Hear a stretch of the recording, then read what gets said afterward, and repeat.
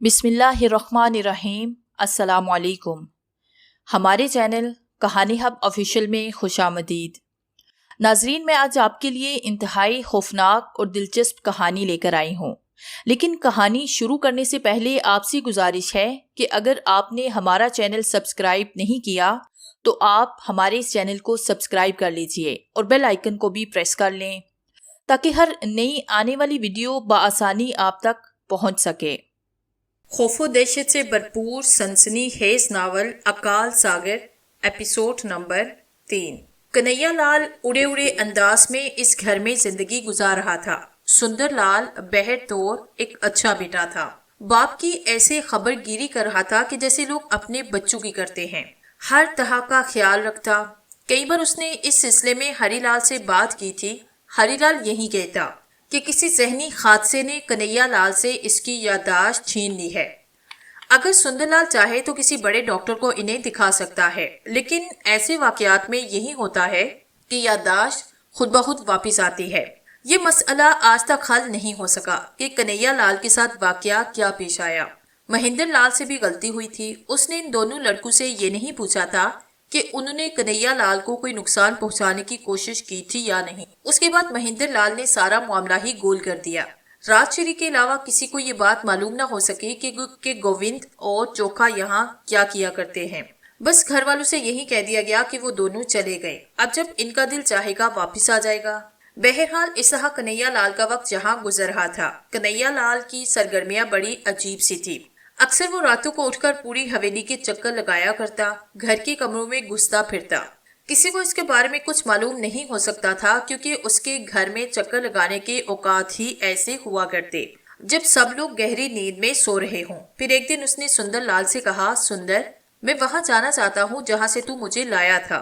दयालचंद जोशी के यहाँ? हाँ, वहीं जाना चाहता हूँ मैं। तुझे नहीं मालूम वो मेरा कितना बड़ा मोहसिन है। उसने मेरे साथ जो सलूक किया है तुम लोग उसके बारे में सोच भी नहीं सकते। ये बता सुंदर लाल, किसी को इसके एहसानों का बदला दिया जाता है या नहीं? अवश्य दिया जाता है पिताजी, आपने कभी इशारा ही नहीं किया। बहुत सारी रकम लेकर उसके घर चल, मैं उसके घर जाना चाहता हूँ। मैं इंतजाम कर दूंगा, आप चिंता ही ना करें, सुंदर लाल ने मोहब्बत भरे अंदाज में बाप से कहा। फिर कन्हैया लाल की हिदायत के मुताबिक वो एक बहुत बड़ी रकम लेकर कन्हैया लाल को साथ लेकर दयालचंद जोशी के घर चल पड़ा। दयालचंद जोशी सीधा साधा आदमी था। कन्हैया लाल को उसके घर पहुंचाने के बाद वो मुतमिन हो गया था। चुनाचे जब कन्हैया लाल इस तरह उसके घर पहुंचा तो जोशी खुशी से खिल उठा।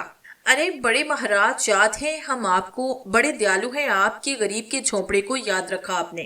कन्हैया लाल ने जोशी को देखकर मुस्कुराते हुए कहा, कैसे भूल सकते हैं हम जोशी, तूने खुद हमारे साथ बड़े उपकार किए हैं।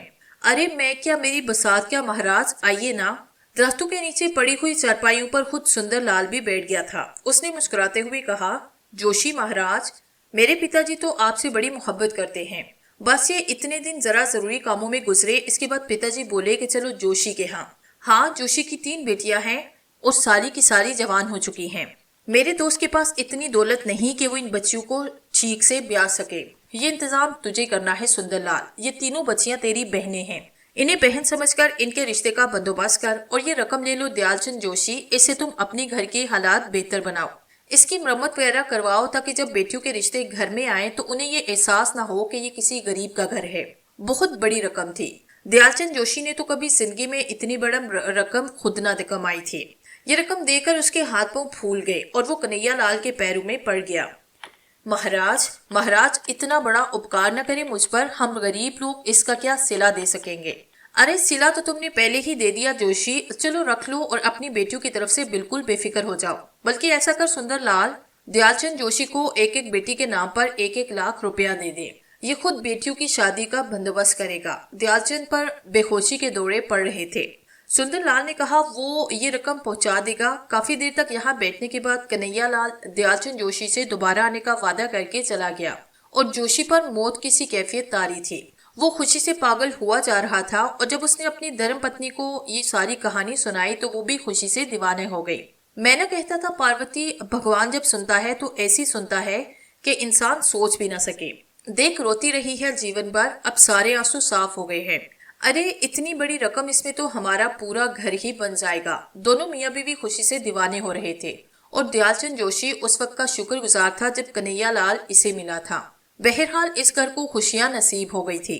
سندر لال کے لیے 3 لاکھ روپے کوئی حیثیت نہیں رکھتے تھے۔ دوسری بات، جب وہ آیا تو کنہیا لال اس کے ساتھ ہی تھا۔ یہ رقم اس نے جوشی کو دیتے ہوئے کہا، جوشی مہاراج، یہ مت سوچنا کہ بس اس بات پر ختم ہو جاتی ہے۔ آپ نے میرے پتا جی کی سہایتا کی ہے، ان کا جیون بچایا آپ نے، آپ سمجھے کہ میں جیون بھر آپ کا یہ احسان مانوں گا۔ کنہیا لال نے کہا، دیال چند جوشی میرا دوست ہے، 2-4 دن کے بعد گھر آ جاؤں گا، تم مجھے یہیں سے لے لینا۔ جو آ گیا پتا جی، سندر لال نے کہا، پھر کنہیا لال کو یہیں چھوڑ کر چلا گیا۔ جوشی اور اس کے گھر والے بہت خوش تھے۔ تینوں لڑکیوں کو پتا چل چکا تھا کہ کنہیا لال نے کتنا بڑا احسان کیا ہے ان پر۔ زندگی بن گئی تھی ان کی، چنانچہ وہ بھی کنہیا لال کی بڑی خدمت کر رہی تھی اور چاچا جی کہہ کر اس سے مخاطب ہو رہی تھی۔ کنہیا لال نے ایک دن ہنسی خوشی وہاں گزارا۔ اس کے بعد وہ دوسرے دن دیال چند سے بولا، دیال چند، ایک دفعہ جب میں یہاں موجود تھا تو تیری گھر والی کی کمر میں درد تھا اور تو نے پڑوس کے کسی مسلمان لڑکے کو بلایا تھا اور اس لڑکے نے تیری گھر والی کی کمر پر لات ماری تھی۔ پھر تو نے مجھے بتایا کہ وہ پائل ہے اور اس کے لات مارنے سے کمر ٹھیک ہو جاتی ہے۔ جی مہاراج، میری کمر میں کچھ تکلیف ہے، لگتا ہے چک چلی گئی ہے۔ وہ لڑکا مل سکے گا دوبارہ؟ پڑوس میں تو رہتا ہے مہاراج، میں ابھی بلاتا ہوں۔ ٹھیک ہے، تو اسے بلا لا۔ دیال چند خود ہی باہر نکلا۔ تھوڑی دیر کے بعد غلام شیر دیال چند کے ساتھ اندر آیا۔ چہرے سے ہی شریر اور نٹکٹ معلوم ہوتا تھا۔ دیال چند نے اس سے کہا، غلام شیر، ہمارے مہاراج کی کمر میں درد ہے، تو ذرا لگا ہلکی ہلکی 2 لاتے۔ یہ تو کنہیا لال مہاراج ہے نا؟ غلام شیر بولا، ہاں۔ دیکھو اللہ نے مجھے کتنی بڑی دولت دی ہے، بڑے بڑوں کو لاتوں سے اڑا دیا کرتا ہوں۔ دیال چند نے جلدی سے دانتوں کے نیچے زبان دبائی اور بولا، ارے بے وقوف، یہ ہمارے بڑے مہاراج ہیں، تجھے اندازہ نہیں ان کے بارے میں، ان سے ایسی باتیں کر رہا ہے تو۔ لو چچا جی، میں نے کیا کہا؟ میں تو بس ایک بات کر رہا ہوں۔ کنہیا لال ہنس کر بولا، ہاں یہ سچ کہہ رہا ہے، بھگوان نے اسے یہ دولت دی ہے۔ چل بیٹا تو اپنا کام کر، بھگوان کسی کو کوئی دولت دیتا ہے، کسی کو کوئی۔ دیال چند تو میرے لیے اپنی دھرم پتنی سے چائے بنوا لے ذرا اچھی سی۔ دیال چند اندر چلا گیا تو کنہیا لال نے غلام شیر کو دیکھتے ہوئے کہا، بیٹا تو نے کبھی آئینے میں اپنی صورت دیکھی ہے؟ ضرورت ہی نہیں پیش ہے چچا جی، اماں کہتی ہیں کہ میں چندے آفتاب چندے ماہتاب ہوں اور پوری بستی میں میری شکل کا کوئی بھی نہیں، بس میں آئینہ نہیں دیکھتا۔ کنہیا لال ہنس پڑا، پھر بولا، تیری ماں بالکل ٹھیک کہتی ہے، راج کمار لگتا ہے تو، پر بیٹے راج کماروں جیسا جیون نہیں بتا رہا تو۔ کیا کروں چچا جی، ابا کے پاس کچھ ہوتا ہی نہیں، چھوٹے موٹے کام دھندے کر لیتا ہے اور تھوڑے سے پیسے لے آتا ہے، 4 دن گھر میں روٹی پکتی ہے، 3 دن فاقہ ہوتا ہے۔ تو نے بتایا نہیں مجھے کتنے بھائی بہن ہو تم؟ بہت ہے چاچا جی، بہت ہیں۔ ابا کو جب باہر کام نہیں ہوتا تو بیچارہ گھر میں ہی رہتا ہے، اور گھر میں رہنے کا نتیجہ آپ جانتے ہیں۔ ارے بڑا بے شرم ہے رے تو، ماں باپ کا مذاق اڑاتا ہے، نٹکٹ شریک کہیں کا۔ کنہیا لال ہنس کر بولا، لو چچا جی، اس میں میرا کیا قصور؟ آپ نے پوچھا، میں نے بتا دیا۔ تو تیری جیب تو خالی رہتی ہوگی عام طور سے۔ ہاں چاچا جی، بس ابھی تو اپنی زندگی شروع ہی نہیں ہوئی، آپ یہ سمجھے کہ بس خواب دیکھتے ہیں زندگی میں بڑا آدمی بننے کے۔ خواب دیکھتا ہے تو اور کیا چچا جی؟ ویسے ایک بات کہیں آپ سے، یہ خواب ہوتے بڑے اچھے ہیں، انسان کو اگر کچھ مل نہیں سکتا تو وہ خوابوں میں اپنے آپ کو جو دل چاہے دے لے۔ خواب بڑا آدمی بن جائے، گاڑیاں، موٹریں، بنگلے، کاریں، گھوڑے، دولت ہی دولت۔ پاگل ہے رے تو، پاگل، بالکل بالغ۔ اچھا یہ بتا، اس سنسار میں جن لوگوں کے پاس یہ سب کچھ ہوتا ہے وہ انسان ہوتے ہیں یا جانور؟ ہوتے تو انسان ہی ہے چاچا جی، پر نہ جانے کیوں کیسے انسان ہوتے ہیں۔ ایک بات بتاؤ چچا جی۔ ہاں پوچھ۔ اپنا ابا انسان نہیں ہے کیا؟ ہوگا تو انسان ہی، پر اس نے جدوجہد نہیں کی ہوگی، محنت نہیں کی ہوگی۔ سارے لوگ کہتے ہیں بڑا محنتی ہے میرا باپ، پر بیچارے کی تقدیر اچھی نہیں۔ ایک بات اور کہوں تجھ سے، تقدیر اپنے ہاتھوں سے بنائی جاتی ہے۔ ویسے اگر تجھے کبھی تقدیر بنانے کا شوق ہو تو مجھ سے بات ضرور کرنا۔ جواب میں غلام شیر ہنس پڑا، پھر اس نے کہا، چاچا جی، پھر تم نے تو اپنی تقدیر بڑی اچھی بنا لی ہوگی۔ ہاں، ذرا پوچھ دیال چند سے میں کون ہوں، کیا ہوں، بڑے آدمی ہو کیا؟ بس کنہیا لال سے میرا نام اور بستی میں بڑی عزت ہے میری۔ لوگ کہتے ہیں میں دولت مند بھی ہوں۔ یہ آخری بات تم نے بڑی اچھی کہی۔ اگر تم دولت مند ہو تو ذرا نکالنا 100 روپے کا ایک نوٹ۔ غلام شیر شرارت سے بولا، لیکن کنہیا لال نے ایک کی بجائے 2 نوٹ نکال کر اس کے آگے کر دیے۔ یہ لے، اور یہ دونوں تیرے ہیں۔ غلام شیر ایک لمحے کے لیے تو دہشت زدہ رہ گیا۔ لرزتے ہاتھوں سے اس نے نوٹ پکڑے اور بولا، مذاق تو نہیں کر رہے چچا جی؟ جیب میں رکھ لے چپ چاپ، ابھی میں 3-4 دن تک یہاں ہوں، روزانہ آ جایا کر، میرے پاس روزانہ اتنے پیسے دیا کروں گا۔ ارے باپ رے باپ، اتنے پیسے تو میرا ابا مہینے بھر میں نہیں کماتا۔ بات یہیں تک نہیں، میں تجھے بتاؤں گا کہ میں دولت مند کیسے بنا، جبکہ میں تجھ سے بھی زیادہ غریب تھا۔ لیکن دیکھ لے خود جا کر، حویلی ہے پوری میری، کنہیا لال کی حویلی کے بارے میں تو سنا ہوگا تو نے۔ تو تم وہ کنہیا لال ہو جو تھوڑے دن پہلے مر گئے تھے؟ بالکل وہی ہوں۔ ارے باپ رے باپ، یہ تو بہت بڑی بات ہے۔ دور سے دیال چند جوشی آتا ہوا نظر آیا تو کنہیا لال نے کہا، اسے کچھ بتانے کی ضرورت نہیں، میری کمر پر 2 لاتیں مار اور پھر چلا جا، ٹھیک ہے؟ غلام شیر نے ہلکی ہلکی 2 لاتیں کنہیا لال کی کمر پہ ماری۔ اتنی دیر میں دیال چند قریب پہنچا، اس نے کہا، ہو گیا کام، چل چائے پی لے۔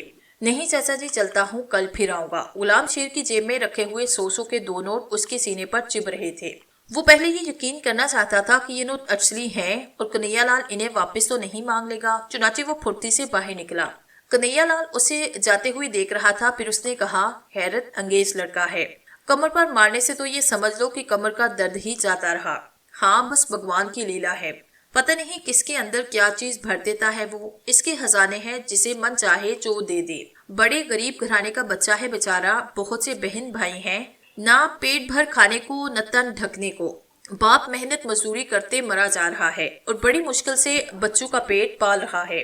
تنگ دستی اور فاقہ کشی گھر میں بڑی ہے، بڑے بے بس اور مظلوم ہیں بیچارے۔ ویسے یہ لڑکا مجھے بڑا اچھا لگا دیال چند، گھر میں اس کی کیا حیثیت ہے؟ میرا مطلب ہے کہ گھر والے اس سے محبت تو کرتے ہوں گے۔ ایک بات کہیں مہاراج، سنسار بڑی عجیب جگہ ہے، محبت کون اپنے بچوں سے نہیں کرتا، پر مہاراج جب گھر میں فاقہ کشی اور بے بسی ہوتی ہے تو محبت قبر کی گہرائیوں میں جا سوتی ہے، نہ کھلانے کو کچھ ہوتا ہے نہ پہنانے کو کچھ ہوتا ہے، خالی محبت سے تو جیون نہیں گزرتا۔ ٹھیک کہتا ہے، ویسے تو نے جس انداز میں اس لڑکی کے بارے میں کہا ہے، کیا نام ہے اس کا؟ غلام شیر۔ نام تو کافی اچھا ہے اس کا۔ باپ کا کیا نام ہے؟ کریم شیر۔ ایک بات بتا، اگر اس لڑکے کو ہم اپنے پاس رکھنا چاہیں تو؟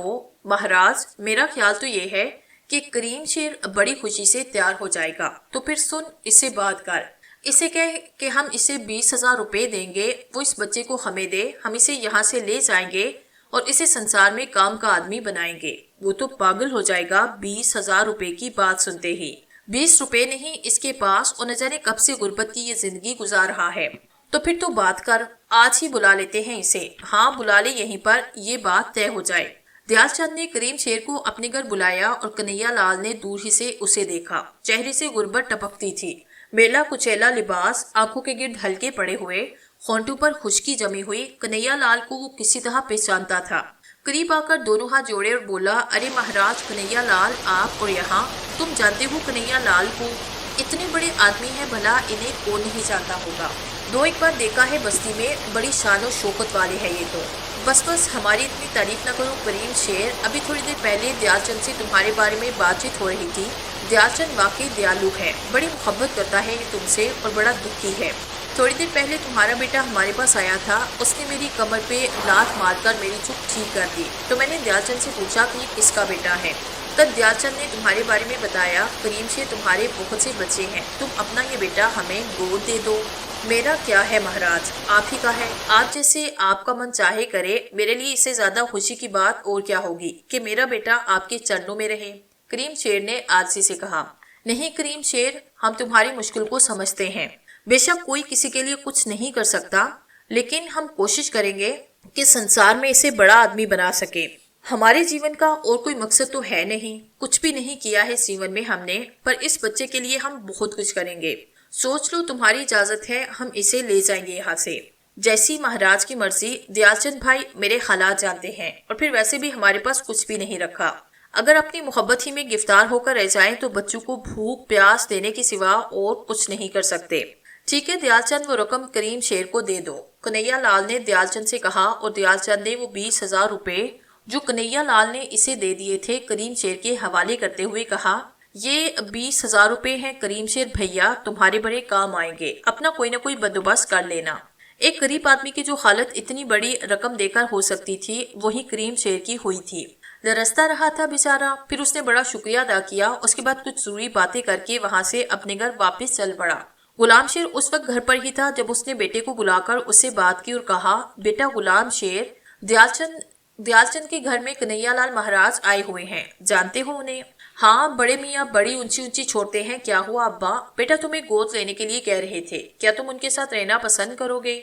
उनके बाप भी मिलकर मुझे गोद नहीं ले सकते। मेरा वजन कितना है अब्बा, ये मालूम है तुम्हें? मजाक की बात नहीं कर रहा बेटा, हमारे पास तुझे क्या मिलेगा, गरीब लोग हैं, वहाँ हवेली में रहेगा तू, नौकर चाकर होंगे तेरे आगे पीछे। कन्हैया लाल को अगर तू नहीं जानता तो ये जान ले, बड़ी हवेली के मालिक है, लाखों रुपए उनके कदमों में पड़े रहते हैं। अच्छा, बड़े मियाँ शक्ल से तो ऐसे नहीं लगते, मगर मैं उन्हें जानता हूँ बेटा। मगर अब्बा ये क्या चक्कर है गोद लेने का? बस तूने पसंद आया, तुझे अपने साथ हवेली में रखना चाहते हैं। खैर ये ख्वाब तो हमने हजारों बार देखे अब्बा, नौकर चाकर, ऐश गारी, ये सारी चीजें ख्वाब में तो नजर आती हैं। वैसे अब्बा आज ये मजाक करने को दिल क्यों जा रहा है तुम्हारा? यकीन कर गुलाम शेर, उन्होंने खुद मुझे बुलाया और ये देख 20,000 रुपए दिए हैं उन्होंने। क्या मतलब? क्या 20,000 रुपए में उन्होंने मुझे खरीद लिया? अरे नहीं बेटा, वो तो मेरी माली मदद की है, मगर इससे तो ये अंदाजा लगा ले कि तेरे क्या ऐश होंगे।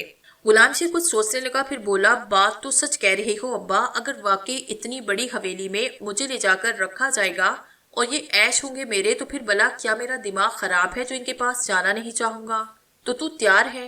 पक्का तैयार हूँ, जब दिल चाहेगा भाग आऊंगा यहाँ से। गुलाम शेर की माँ बिलबिलाकर करीब पहुंची। क्या कह रहे हो तुम करीम शेर, औलाद को बेच रहे हो? हाँ बेच रहा हूँ, और इसलिए बेच रहा हूँ कि एक को दूसरे के हवाले करके बाकियों को पाल लो। 20,000 रुपए दिए हैं कन्हैया लाल ने, अपना बेटा बनाना चाहते हैं वो इसे। कुछ शर्मो खया तुम्हारे पास करीम शेर, जो नाम तुम ले रहे हो किसी मुसलमान का नहीं, हिंदू का है। बदजुबानी करेगी मुझसे, जिंदगी भर मेरा हुक्म मानती रही है, अब बदजुबानी करेगी मुझसे, और वो भी सिर्फ इसलिए कि गुर्बत ने हमारे घर में डेरे डाले हैं। कहाँ मांग रही हूँ तुमसे, बोलो। कभी पेशानी पर बल डाला, 3 दिन तक फाके किए, कभी मांगा तुमसे कुछ? औलाद के बदले अपनी जिंदगी तो दे सकती हूँ, दौलत नहीं ले सकती। ये 20,000 रुपए फेंका उस हिंदू के मुंह पर जो मेरे बेटे को खरीदना चाहता है। अम्मा मेरी बात तो सुन ले, क्या कह रही हो तुम? मजाल है किसी की कि तेरे बेटे को खरीदे? अरे वो तो मैं इसे बेवकूफ बनाकर और बड़ी बड़ी रकमें घसीटूंगा उससे और तेरे पास पहुंचा दूंगा। मैं रहूंगा कोई उसके पास, एक बेवकूफ खात लग रहा है तो इसे क्यों ना फायदा उठाया जाए। तुझसे ज्यादा समझदार है ये नन्हा सा बच्चा, करीम शेर ने अपनी बीवी से कहा, और बीवी दोनों बाप बेटू को देखने लगी। फिर बोली, मगर ये भी तो अच्छा नहीं कि उसे धोखा दिया जाए। बस बस काफी है, तो अपने घर के मामलात देख, बाहर के मामलात हम बाप बेटू को देखने दे। इसे बता गुलाम शेर की इस उम्र में ना तो बच्चे खरीदे जाते हैं, न उन्हें गोद लिया जाता है। कन्हैया लाल अपनी जिंदगी का बहुत सा वक्त गुजार चुका है, दौलत खूब कमाई इसने। अब अगर एक शौक उसके दिल में आया तो पूरा हो जाने दो इस शौक को, हमारे भी कुछ दिन फिर जाएंगे। बाप बेटू ने इस तरह माँ को कायल किया कि बेचारी औरत मजबूर हो गई। गुलाम शेर बोला, तो फिर अब तुम कब मुझे उसकी गोद में दे रहे हो? बस बेटा, बात मुझ पर छोड़ दी गई है, तो फिर जल्दी कर, अब तो मेरी आंखों में भी हवेली के हाथ नाचने लगे हैं। गुलाम शेर ने कहा। करीम शेर गुलाम शेर को लेकर दयालचंद जोशी के पास पहुंचा। कन्हैया लाल मुस्कुराने लगा, फिर उसने कहा, हाँ भाई गुलाम शेर, तुम्हारे पिता ने तुम्हें सारी तफसील बता दी होगी। हाँ, मगर मैं तो आपकी यही सेवा कर सकता था महाराज, आपने मुझे इस तरह अपने साथ रखने की बात क्यों की? बात सेवा की नहीं है बेटा, हमारी कमर पर तूने 2 लातें मारी, हम तो ठीक हो गए, लेकिन तू हमें पसंद आया है कि हम तुझे अपने साथ रखना चाहते हैं। संसार में वो देना चाहते हैं तुझे जो तेरा असल मुकाम होगा। दौलत की रेल पे नौकर चाकर, गाड़ियां, कोठियां, ये सब तेरे चरणों में ढेर हों। गुलाम शेर की आंखों में ख्वाब नाचने लगे। उसने कहा, जैसे आपकी मर्जी, मैं आपका क्या कहूँ?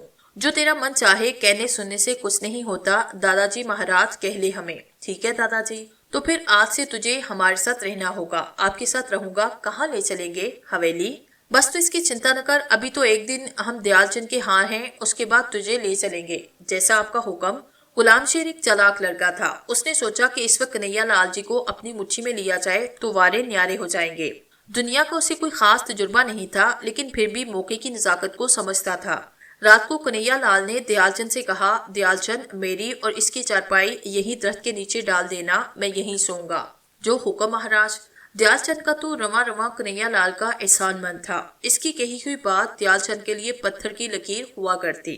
रात को कन्हैया लाल और गुलाम शेर बराबर बराबर की चारपाइयों पर लेटे हुए थे। कन्हैया लाल ने कहा, गुलाम शेर, तू अच्छा खासा बड़ा लड़का है, अभी तक तूने कोई काम धंधा क्यों नहीं किया?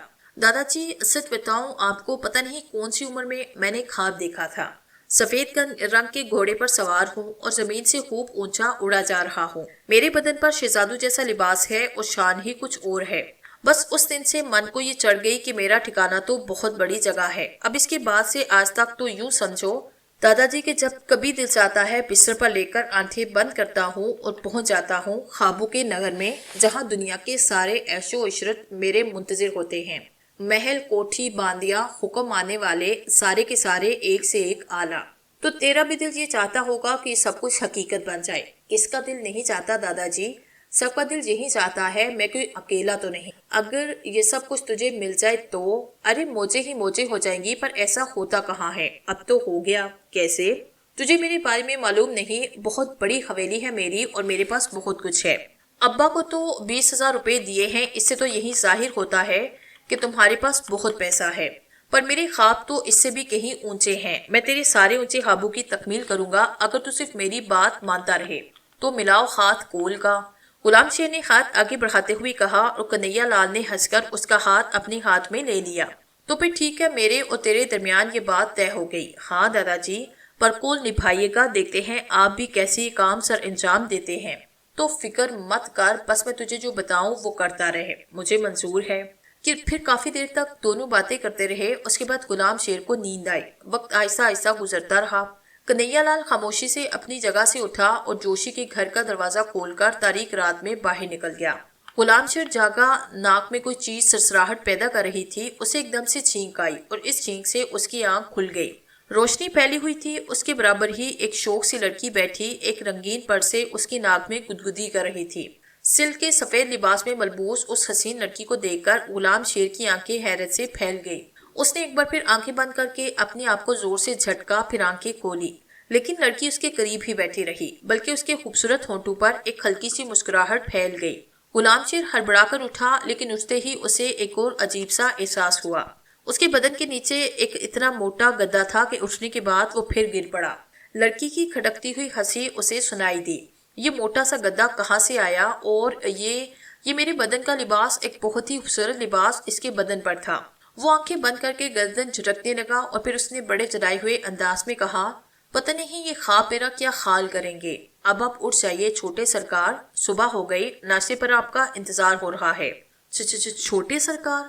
यार देखो, तुम जो कोई भी हो, परी खानम, ऐसा करो जरा कोई चीज मेरे जोर से चिबा दो ताकि मैं होश में आ जाऊं, वरना ये ख्वाब कबाड़ा कर देंगे मेरा। अम्मा, अम्मा कहाँ हो भाई, जरा आना मेरे पास।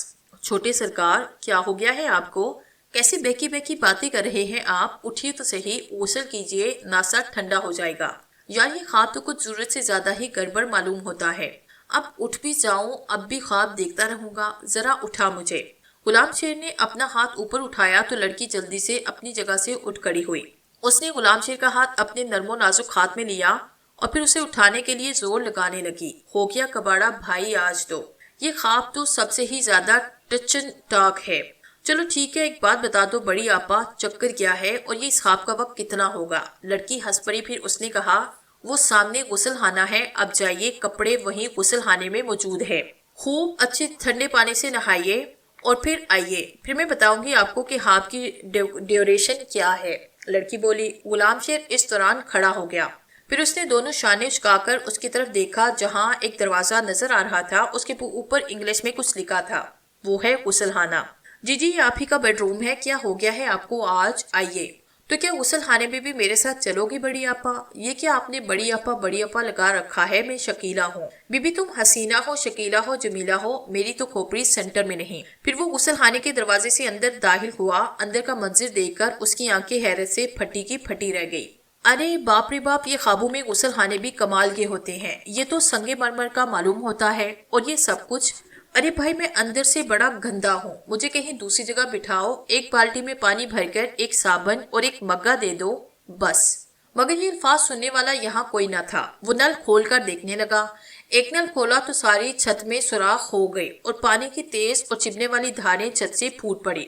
गुलाम शेर ने जल्दी से वो नल बंद किया। बदन के कपड़े भीग गए थे, चारों तरफ से तो पानी उबल पड़ा था। پھر اس نے دروازہ اندر سے بند کر کے لباس اتارا اور ایک بار پھر اس ناپ کو چھیڑا۔ پانی کی فواریں پہلے چھت سے پھر دیوار سے ابلنے لگی۔ بہت بڑا غسل خانہ تھا، لیکن پانی کی تیز دھاریں طوفان کی طرح پہلے چھت اور پھر چاروں طرف کی دیواروں سے نکلنے لگی، اور غلام شیر کے حلق سے کہا نکلا۔ پھر اس نے زور سے چیخ کر کہا، یہ خواب 4-6 دن تک ضرور دکھا دینا، ورنہ آنکھ کھلنے کے بعد کباڑا ہو جائے گا۔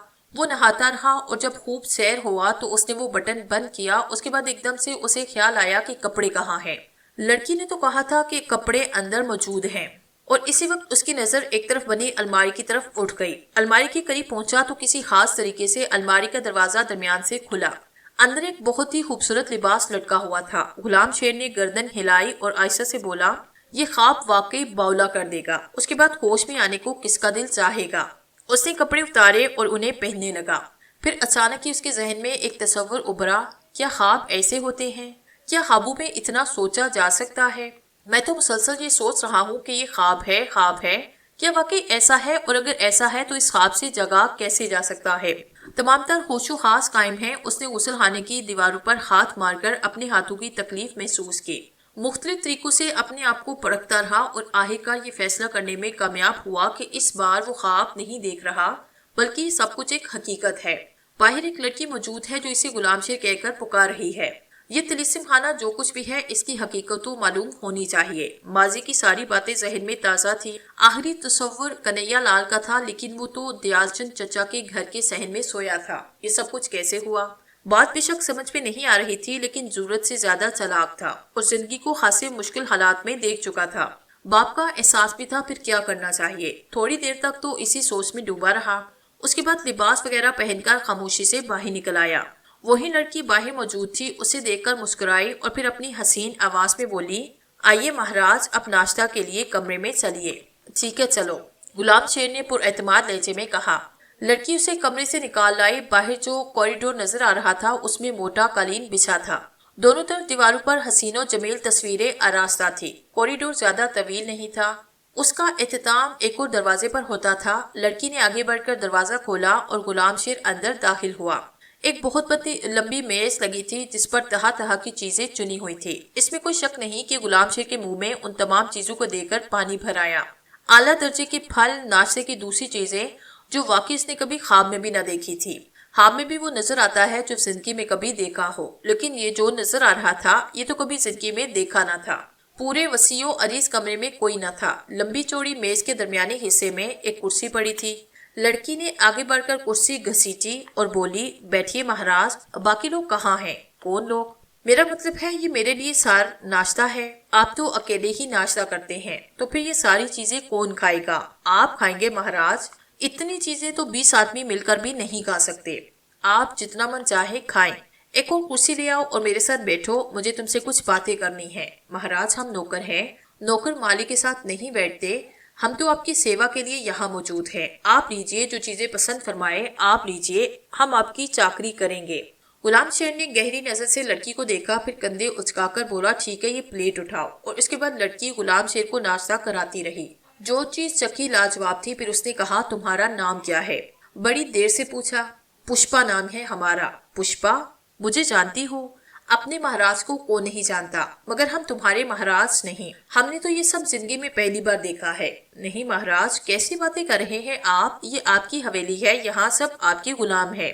لگتا ہے کسی لمبے جال میں پھنس گئے ہیں۔ غلام شیر نے اپنے آپ سے کہا۔ ناشتے سے فراغت حاصل کرنے کے بعد اس نے کہا، آئیے مہاراج، تھوڑی سی چہل قدمی کریں، اس کے بعد جیسا آپ پسند کریں۔ ہاں چلو، غلام شیر بولا۔ اب اس سے زیادہ بے وقوفی کی بات اور کوئی نہیں ہو سکتی تھی کہ وہ اپنے آپ کو عالم خواب میں سمجھے۔ خواب نہ تو اتنے لمبے ہوتے ہیں اور نہ اس قدر مکمل کہ ہر کام کر لیا جائے۔ حویلی کی راہداریاں قدموں تلے آئی۔ کیا شان و شوکت تھی اس کی، ایک سے ایک حسین کمرہ، بڑے بڑے ہال۔ پھر ایک راہداری سے گزر کر ایک وسیع و عریض لان پر آیا۔ آسمان بھی ابر آلود تھا، چاروں طرف درخت جو رہے تھے اور ان کے دامن میں پھولوں کے تختے جن پر پھول لہلہا رہے تھے۔ جگہ جگہ سفید پنجے بڑی تھی۔ ایک جگہ سنگ مرمر کا ایک حوض بنا تھا اور اس حوض میں رنگین مچھلیاں تیر رہی تھی۔ حوض کے کنارے بھی بنچی پڑی ہوئی تھی۔ ان تمام جگہوں سے گزرتے ہوئے غلام شیر پشپا کے ساتھ اندرونی حصے میں آیا۔ ایک ایک چیز سے دولت اور عمارت کا اظہار ہو رہا تھا۔ اچانک اس نے کہا، پشپا ایک بات بتاؤ، ہم پوری کوٹھی گھوم لیے، یہاں تمہارے علاوہ اور کوئی نظر نہیں آتا؟ نہیں مہاراج، ملازم ہے لیکن آپ کے سامنے آنے سے کتراتے ہیں، وہ صرف ملازم ہے اور کوئی نہیں؟ نہیں مہاراج، اور کوئی نہیں؟ اچھا چلو ٹھیک ہے، ہمیں کیا اعتراض ہو سکتا ہے؟ اچھا یہ بتاؤ، سیر و سیاحت کے لیے یہاں بھی حویلی ہے یا ہم یہاں سے باہر بھی جا سکتے ہیں؟ مہاراج، ہفتے میں ایک بار آپ کو یہاں سے باہر نکلنے کی اجازت ہے، مگر یہ بتاؤ ہم مہاراج کہاں کے ہو گئے؟ ہمارے من کے مہاراج ہیں آپ، میرا مطلب ہے کہ ہمارے پتا کا کیا نام ہے؟ کریم شیر، پشپا نے کہا۔ خوب، یہ بات تو تمہیں یاد ہے، مگر یہ کریم شیر صاحب کہاں ہیں؟ یہ ہمیں نہیں پتا، میری ایک والدہ صاحبہ اور بہت سارے بہن بھائی بھی ہوا کرتے تھے، افسوس ہمیں ان کے بارے میں کچھ نہیں پتا۔ میرے بارے میں کیا جانتی ہو؟ کہا نا بس کہ آپ ہمارے مہاراج ہیں۔ چلو ٹھیک ہے، پھر اس کے بعد بقیہ دن پشپا کے ساتھ ہی گزرا۔ غلام شیر ایک لمحے کے بعد یہ سوچ رہا تھا کہ کیا ہے یہ سب کچھ، کیسے ہوا، آخر یہ سب کیسے ہو گیا، لیکن اس کا دماغ یہ معمہ حل نہیں کر سکا۔ رات کے کھانے کے بعد بھی پشتا دیر تک اس سے باتیں کرتی رہی۔ اس کے بعد غلام شیر سونے کے لیے اپنی خوابگاہ میں چلا گیا، وہی عظیم الشان مسحری جس پر 10 آدمی سو سکتے تھے۔ اس کے علاوہ کمرے کی ڈیکوریشن، یہ ساری چیزیں اس کے ذہن میں آتی رہی اور وہ ان کے بارے میں سوچتا رہا۔ پھر نہ جانے کس وقت اس کی آنکھ لگی، بہرحال نیند بھی بڑی پرسکون آئی تھی۔ بہت کچھ سوچتا رہا تھا وہ اپنے ماضی کے بارے میں، یہ سب کچھ اس کی سمجھ میں بالکل نہیں آیا۔ پھر صبح کو سورج کی کرنوں نے اس کی آنکھوں میں گدگدی کی اور لیٹے ہی لیٹے اس نے آواز لگائی، پشپا کہاں مر گئی؟ لیکن کوئی جواب نہیں آیا۔ اچانک ہی اس کے ہوش و حواس واپس آئے۔ اس نے آنکھیں کھول کر چاروں طرف دیکھا، پھر بندروں کی طرح اچھل کر اٹھ گیا۔ ہر طرف بھوری بدنما چٹانیں بکھری ہوئی تھی۔ جس جگہ خود لیٹا ہوا تھا وہ کھردری زمین تھی جس میں چھوٹے چھوٹے پتھر بڑے ہوئے تھے، اور یہ پتھر رات کو اس کے جسم میں چپ کر اپنی جگہ بنا چکے تھے، اور اٹھنے کے بعد اس کے بدن میں شدید تکلیف تھی۔ وہ وحشت زدہ انداز میں کھڑا ہوا، اس نے چاروں طرف دیکھا، ایک ہولناک ویرانہ تھا، تحت نظر سنگلاخ زمین نظر آ رہی تھی، کہیں کہیں اس میں جھاڑیاں اگی تھی، دور دور تک کسی انسانی وجود کا نام و نشان نہ تھا۔ اس کے دل میں خوف بسیرا کرنے لگا، وحشت زدہ آواز میں اس نے پکارا، کوئی ہے یہاں؟ لیکن اس کی آواز ہوا میں بہتی چلی گئی، کوئی نظر نہیں آیا تھا۔ غلام شیر کے بدن پر ہلکی سی کپکپی طاری ہوئی، کہاں گزرا ہوا دن اور کہاں اس ویران دن کا آغاز؟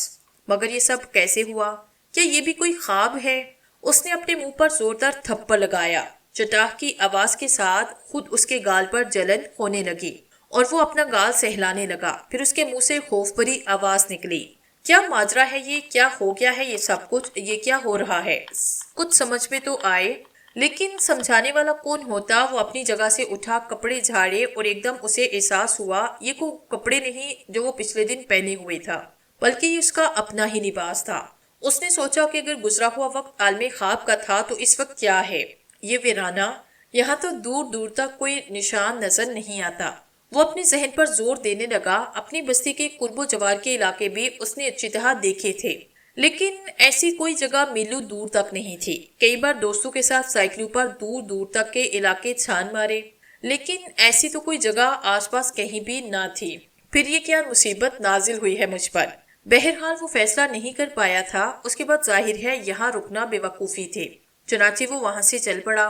دور دور بلند و بالا ٹیلوں پر چڑھ کر وہ یہ دیکھ رہا تھا کہ کہیں دور سے اس کی بستی کے آثار نظر آ جائیں، لیکن جب کبھی کسی ٹیلے پر چڑھ کر دور تک دیکھتا تو اس جیسے ہزاروں ٹیلے اسے بکھرے ہوئے نظر آتے۔ چلتا رہا، پیاس اور بھوک نے حالت بری کر دی۔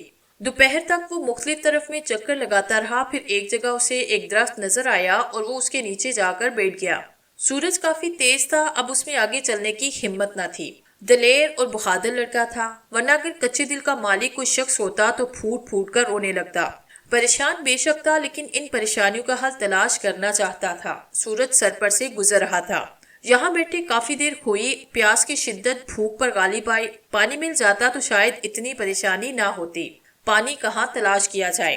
جب بھوک کی ٹیسیں غالب آئی، ایک بار پھر وہ اپنی جگہ سے اٹھا اور ایک سمت اختیار کر کے چل پڑا۔ وہ تو شکر تھا کہ یہاں وحشی جانور نہیں تھے، اگر کوئی بھولا بھٹکا درندہ نکل آیا تو کیا ہوگا؟ یہاں تو ہاتھ میں ایک چھوٹی سی لکڑی تک نہیں۔ وہ چلتا رہا اور سورج اپنا سفر طے کرتا رہا۔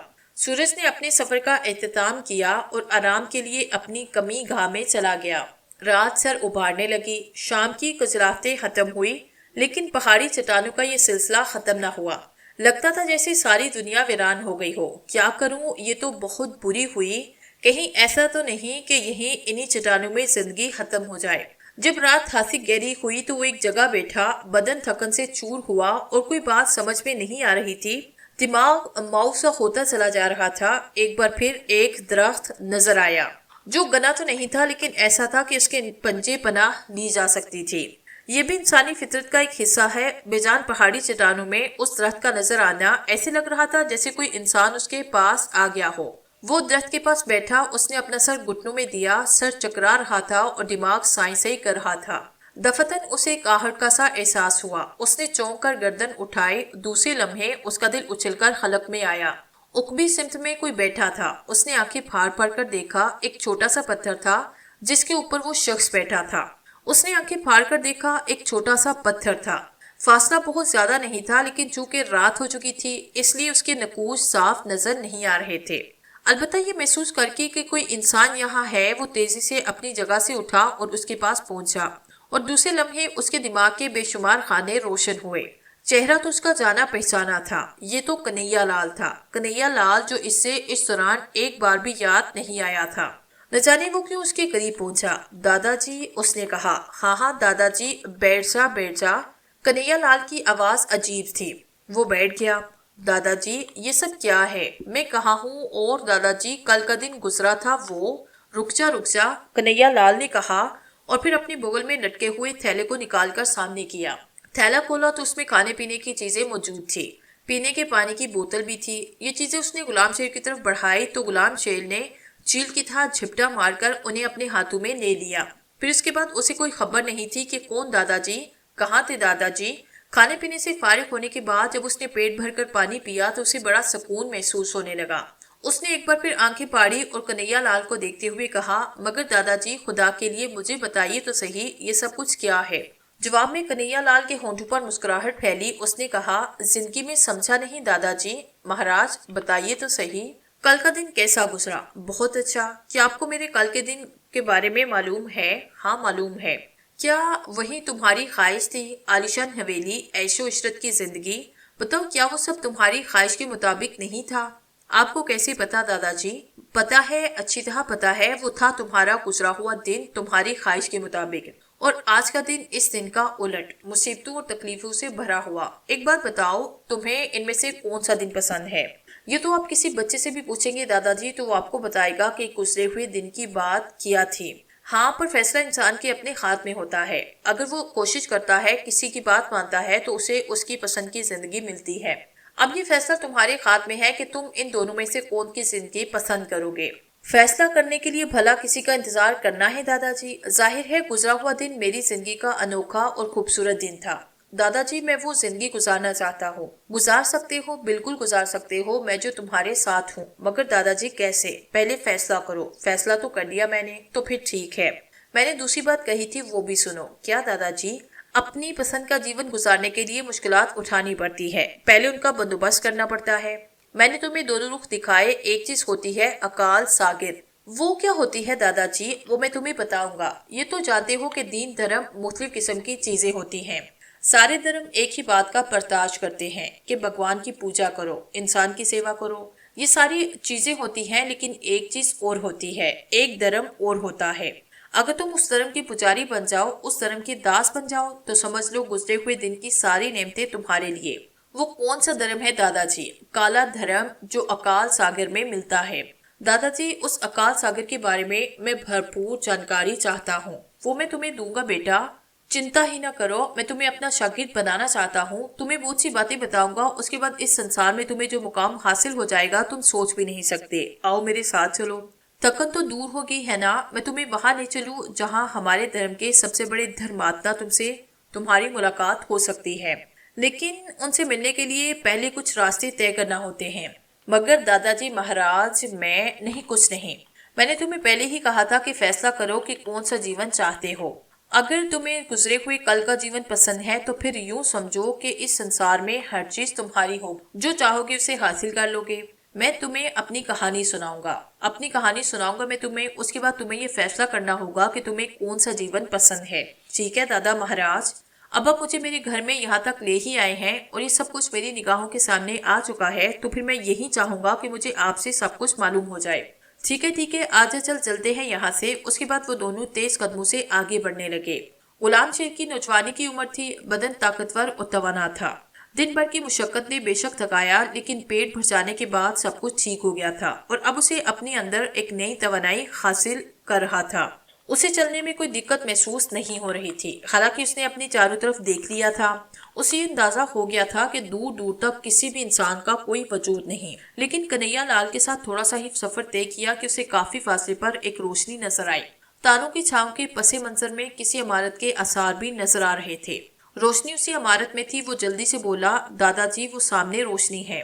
ہاں ہم اسی طرف چلے ہیں، کنہیا لال نے کہا۔ کچھ دیر کے بعد وہ اس ٹوٹی پھوٹی عمارت کے پاس پہنچے جس کا رنگ گہرا کالا تھا اور جو تاروں کی مدھم چھاؤں میں بے حد بھیانک نظر آ رہی تھی۔ دور دور تک کچھ بھی نہیں تھا، بس یہ عمارت تھی۔ اس کے دروازے پر پہنچا کنہیا لال رکا۔ اس نے پلٹ کر غلام شیر کی طرف دیکھا۔ ڈر تو نہیں رہا؟ نہیں دادا جی، میں بزدل نہیں ہوں۔ تو اندر آ۔ عمارت بظاہر ٹوٹی پھوٹی نظر آ رہی تھی، لیکن 6 سیڑھیاں طے کرنے کے بعد جب وہ بڑے دروازے سے اندر داخل ہوئے تو غلام شیر نے ایک عظیم الشان چبوترا دیکھا جو دور دور تک پھیلا تھا۔ اس کے دونوں سمت در بنے تھے اور سامنے کا حصہ ایک بہت ہی بڑے در کی شکل میں تھا، جس کے اندر ایک وسیع دالان اور دالان کے اندر 3 چھوٹے چھوٹے دروازے نظر آ رہے تھے۔ کنہیا لال یہاں پہنچ کر رکا اور پھر اس نے ایک در کی طرف اشارہ کرتے ہوئے کہا، آؤ ادھر بیٹھتے ہیں۔ مگر دادا جی یہ کون سی جگہ ہے؟ بس تو اسے مایا کنڈ کہہ سکتا ہے۔ غلام شیر نے کچھ نہ سمجھنے والے انداز میں گردن ہلائی۔ کالی دیواروں والی یہ عظیم و شان عمارت دل پر ایک عجیب سی ہیبت طاری کر رہی تھی۔ اگر یہاں تنہا آیا جاتا تو شاید ساری بہادری رکھی رہ جاتی۔ بھیانک ماحول، خو کا عالم چاند میں چھپا ہوا، بس ستارے ٹمٹما رہے تھے اور ان کی مدھم چھاؤں میں یہ عمارت دنیا کی بھیانک ترین عمارت محسوس ہو رہی تھی۔ جس در کے پاس وہ بیٹھے تھے اس کے پیچھے بھی چھوٹی سی راہداری بنی ہوئی تھی جو گرد و غبار اور چھوٹے موٹے پتھروں سے اٹی تھی۔ البتہ چبوترا بڑا صاف شفاف تھا۔ غلام شیر کنہیا لال کے اشارے پر بیٹھ گیا۔ اب اسے کنہیا لال بے حد پر اسرار معلوم ہو رہا تھا، جبکہ اس سے پہلے وہ ایک سیدھی سادی شخصیت کا مالک بنا تھا۔ دونوں خاموش بیٹھے رہے اور جب اس ماحول کے عادی ہوئے تو غلام شیر نے کہا، دادا جی اب مجھے اپنے بارے میں بتا رہے تھے۔ کنہیا لال نے نظریں گھما کر اسے دیکھا۔ اس وقت غلام شیر کو اس کی نگاہوں میں ایک عجیب سی کیفیت محسوس ہوئی۔ کچھ سمجھ میں نہیں آ رہا تھا کہ کنہیا لال اس وقت کس کیفیت کا شکار ہے۔ ان آنکھوں میں ایسی روشنیاں تھی جو ایک لمحے میں اسے مسحور کر دیتی تھی۔ کنہیا لال اسے دیکھتا رہا۔ غلام شیر کے دل میں خوف کی لہریں اٹھتی رہی۔ پھر کنہیا لال نے کہا، اکال ساگر۔ اکال ساگر کا باسی سنسار میں جتنی بڑی قوتیں رکھتا ہے تو سوچ بھی نہیں سکتا۔ جو لوگ اس کے چرنوں میں جا کر اس کی بڑائی قبول کرتے ہیں تو سمجھ لے کہ سنسار ان کے چرنوں میں ہوتا ہے، اور اگر تو میری بات مان لے گا تو یوں سمجھ لے کہ یہ سنسار تیرے چرنوں میں ہوگا۔ مجھے تجھ سے بہت سے کام لینے ہیں۔ تو مجھے ملا ہے تو یہ خیال پیدا ہوا کہ میں جن محرومی کا شکار تھا وہ دور ہونے والی ہیں، اور اب تک میں نے اس طرح سے نہیں سوچا۔ سمجھا تو کچھ نہیں دادا جی، مگر سمجھنا چاہتا ہوں۔ سمجھاؤں گا تجھے، ایک ایک لفظ کر کے سمجھاؤں گا، بلکہ میرے بارے میں یہ بہتر ہے کہ میں تجھے کچھ نہ سمجھاؤں بلکہ وقت ہی تجھے سمجھاتا رہے۔ غلام شیر کی سمجھ میں واقعی کنہیا لال کی کوئی بات نہیں آئی تھی، لیکن بہرحال وہ اب بھی خوفزدہ نہیں تھا۔ خوفزدہ تو وہ پہلے بھی نہیں تھا، لیکن بدلے ہوئے ماحول نے اس کی کیفیت بڑی عجیب کر دی تھی۔ پھر وہ اس ماحول کا جائزہ لینے لگا۔ وہ یہ اندازہ لگانے کی کوشش کر رہا تھا کہ خود کنہیا لال کے دل میں کیا ہے۔ گزرے ہوئے واقعات تو واقعی بڑے عجیب تھے۔ ایسا کوئی واقعہ ہو جائے یہ اس کی سمجھ پہ نہیں آیا تھا۔ بہرحال وقت خاموشی سے گزرتا رہا۔ چاند ان دنوں ذرا دیر سے نکلتا تھا۔ ابھی تک چاند کے آثار آسمان پر نظر نہیں آئے تھے۔ کافی دیر بیٹھنے کے بعد اس نے کہا، کیا یہیں بیٹھے رہو گے دادا جی؟ کنہیا لال چونک پڑا، پھر اس نے جھانک کر آسمان کو دیکھا، پھر بولا، بس تھوڑا سا انتظار اور کر لے، ابھی چندرما نکلنے والا ہے۔ جیسے ہی چندرما نکلے گا ہم مہا سائبلی کے چرنوں میں پہنچ جائیں گے۔ عجیب عجیب نام لے رہے تم، اکال، مہا سائبلی، کیا ہے یہ سب کچھ؟ وہ جو کچھ ہے میں اس کے بارے میں تجھے بتا چکا ہوں۔ ہمیں اس کے چرنوں میں بہت بڑی پناہ ملے گی۔ پھر تھوڑی دیر کے بعد چاند نکل آیا اور جیسے ہی چاندنی نے زمین پر پہلی کرن ڈالی، کنہیا لال اپنی جگہ سے اٹھا اور غلام شیر کی طرف دیکھ کر بولا، آجا، دروازے کھل چکے ہیں۔ غلام شیر کچھ بھی نہ سمجھا کہ کون سے دروازے کھل چکے ہیں۔ اس نے کسی دروازے کے کھلنے کی آواز نہ سنی۔ کنہیا لال اسے لے کر اس بڑے در کی جانب چل پڑا اور وہاں سے اندر داخل ہوا۔ پھر وہ ان چھوٹے 3 دروازوں میں سے ایک دروازے سے گزرا اور اس پر بڑے ہال میں داخل ہوا جہاں ایک عجیب و غریب منظر نظر آ رہا تھا۔ یہاں یقینی طور پر گہری تاریکی چھائی رہتی، لیکن چھت کے ایک سوراخ سے چاندنی اندر داخل ہو رہی تھی، اور اس چاندنی نے جس چیز کا احاطہ کیا تھا وہ کسی دھات کا بنا ہوا ایک قد آدم مجسمہ تھا، اس قدر ہیبت ناک کہ دیکھ کر دل کی دھڑکنیں بند ہو جائیں۔ غلام شیر نے بھی اس مجسمے کو دیکھا اور ایک لمحے کے لیے اس کا دل لرز کے رہ گیا۔ کنہیا لال نے اس کا بازو پکڑا۔ اچانک ہی غلام شیر کو اپنے قدموں کے قریب ایک سرسراہٹ سی محسوس ہوئی، اس کے ساتھ ہی ایک خوفناک پھنکار سنائی دی۔ غلام شیر سہم کے رکا۔ چاند کی روشنی نے ماحول کو جس قدر منور کیا تھا اس میں سب قرب و جوار کی چیزیں نظر آنے لگی۔ چنانچہ غلام شیر سہم کر 2 قدم پیچھے ہٹا، کیونکہ اس نے ان ننھی ننھی باریک آنکھوں کو دیکھا جو 100% کسی سام کی آنکھیں تھی۔ سرخ چمکدار آنکھیں۔ سام نے ایک بار پھر ایک پھنکار ماری اور غلام شیر کی جانب لپکا، لیکن اسی لمحے کنہیا لال نے جھک کر اس کا پھن اپنے ہاتھ میں پکڑا اور اسے اونچا کرتا ہوا بولا، پتہ نہیں سسرے مہمانوں کے ساتھ کیا سلوک کیا جاتا ہے، اب سزا بھگت۔ وہ شاید اب سام کے پھن کو دبانے لگا۔ سام شدید تکلیف کے عالم میں اینٹھنے لگا اور پھر اس نے کنہیا لال کے پورے ہاتھ پر ایک گرفت قائم کی۔ کنہیا لال تھوڑی دیر تک اسے دباتا رہا اور آہستہ آہستہ سام کے بدن کی جنبش ختم ہوتی چلی گئی۔ پھر کنہیا لال نے کسی کیچوے کی طرح اسے ہاتھ سے پکڑ کر کھولا اور گرائی ہوئی آواز میں بولا، مہاکال کے چرنوں میں تیری یہ اکال ہمت کیسے ہوئی سسرے، آخر جیون کھونا پڑانا۔ اس نے حقارت پر نگاہ سام پر ڈالی اور اس کے بعد اس مجسمے کی جانب متوجہ ہوا۔ غلام شیر کے دل پر دہشت کا بسیرا تھا۔ وہ خوفزدہ نگاہوں سے اس مجسمے کو دیکھ رہا تھا، لیکن چاند کی روشنی نے مجسمے کے قدموں کا ماحول اجاگر کیا تو غلام شیر نے ایک اور منظر وہاں دیکھا۔ مجسمے کے قدموں میں سوکھی ہوئی انسانی کھوپڑیوں کا ایک ڈھیر لگا تھا۔ بدن کی دوسری ہڈیاں موجود نہ تھی، یہ صرف کھوپڑیاں تھیں جو اب ہلکی ہلکی سفیدی خارج کر رہی تھی۔ غلام شیر کا دل رس کے رہ گیا۔ کنہیا لال نے کہا، جے مہاکال تیرے چرنوں میں تیرا داس آیا ہے، مجھے شکتی دے، مجھے آشیرواد دے، میں تیرے چرنوں میں ایک اور بلی دینے جا رہا ہوں، ایک ایسی بلی جو تجھے پسند ہے۔ مہاکال میری مشکل دور کر، مجھے اتنی شکتی دے کہ میں اپنے دشمنوں سے اپنے آپ کو چھین سکوں۔ مہاکال میں بے بدن پھر رہا ہوں، میرا اپنا کوئی شریر نہیں۔ مہاکال میری مشکل دور کر، مجھے اتنی شکتی دے کہ میں اپنے دشمنوں سے اپنے آپ کا انتقام لے سکوں، میرا اپنا کوئی شریر نہیں۔ مہاکال وہ مسلمان تیری قوتوں پر حاوی ہو رہا ہے۔ تو کہتا تھا کہ تو نے ایک ہی بیڑا اٹھایا ہوا ہے، وہ یہ کہ جتنے ایمان والے ہیں انہیں کمزور کرے اور جو تیرے اپنے ہیں انہیں اتنا شکتیمان بنا دے کہ وہ سارے سنسار میں تیرا راج پھیلا دیں۔ پر ایسا کیوں ہے؟ دیکھ، میں تو تیرے نام پر بڑھ رہا تھا، اس پاپی نے مجھ سے میرا شریر چھینا۔ مہاکال مجھے میرا شریر دلا دے، میں جھوٹے برتن لیے پھر رہا ہوں، میری شکتی مجھے واپس دے دے، اسے میرے ہاتھوں نیست و نبود کر دے۔ جے مہاکال۔ اس نے دونوں ہاتھ جوڑے اور پھر غلام شیر کی جانب دیکھنے لگا۔ غلام شیر کو اس کی آنکھیں 2 روشن چراغ محسوس ہو رہی تھی، ننھے ننھے سرخ بلب جو بری طرح چمک رہے تھے۔ غلام شیر کے پورے بدن میں کپ کپی کی لہریں دوڑ رہی تھی۔ وہ دہشت زدہ نگاہوں سے اس سارے ماحول اور منظر کو دیکھ رہا تھا جو اس قدر خوفناک تھا کہ کمزور دل کا کوئی بھی شخص اسے دیکھ کر دہشت سے بے ہوش ہو جائے۔ پھر اس نے زبان کھولی اور کہا، دادا جی مجھے ڈر لگ رہا ہے۔ پگلے، اس سے زیادہ محفوظ تو کوئی جگہ نہیں۔ دیکھ، مہا سابلی کو سارا جیون اگٹھا کیے ہوئے یہاں پدارے ہیں، وہ کچھ دینا چاہتے ہیں تم لوگوں کو جو تم سوچ بھی نہیں سکتے۔ وہ تو ٹھیک ہے دادا جی، لیکن یہاں سے کب چلو گے؟ ابھی نہیں، ابھی تو ہمیں بہت سارے کام کرنے ہیں جس کے لیے ہم یہاں آئے ہیں۔ یہ کیا کام ہے دادا جی؟ میں مہاکال کے چرنوں میں تیری بلی دوں گا۔ بلی؟ بلی کیا ہوتا ہے؟ پگلے، بلی وہ ہوتی ہے جسے دینے کے بعد تو امر ہو جائے گا، اور جیسا کہ میں نے تجھ سے وعدہ کیا سنسار میں جو کچھ ہے وہ سب تیرے لیے ہو جائے گا۔ ابھی تو بچہ ہے، تھوڑے عرصے کے بعد جوان ہوگا، تیرے من میں بہت سے خیالات آئیں گے، جو چاہے گا ہو جائے گا۔ سندر سے سندر ناری کو اپنی آنکھوں سے دیکھے گا تو وہ تیرے لیے باولی ہو جائے گی، سنسار میں جو بن چاہے گا وہ حاصل کر سکے گا۔ اچھا ایک بات بتاؤ، اگر میں اپنے ماں باپ کو ایک بہتر اور شاندار زندگی دینا چاہوں تو کیا ایسے ہو سکتا ہے؟ تو ان کے لیے راج محل بنا سکتا ہے، راج محل میں راج کرا سکتا ہے انہیں۔ یہ چھوٹی سی بات تو نے کیا سوچی؟